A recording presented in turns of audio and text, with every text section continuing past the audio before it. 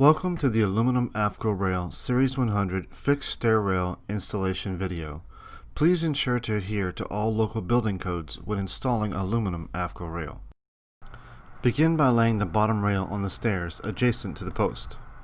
With the baluster connectors facing up and centered between the post, mark a reference line on the bracket side of the post in the bottom rail. Now place the bottom rail against the top rail aligning the baluster connectors. Transfer the cut line to the top rail and trim to final length.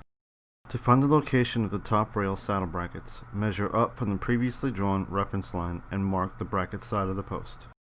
Using the AFCO tool, align the screw holes with the marked positions and pre-drill the saddle bracket locations with a 5/32 inch drill bit.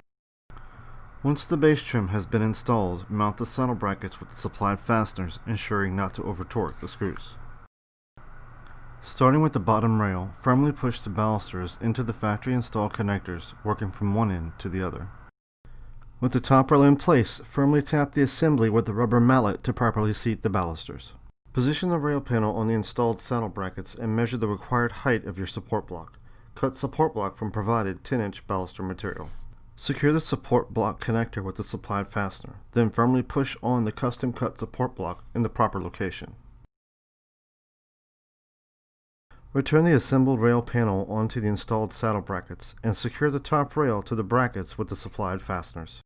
Secure the floating bottom rail bracket through the angled screw bosses with the supplied fasteners. Slide the top rail bracket cover into place to complete the installation.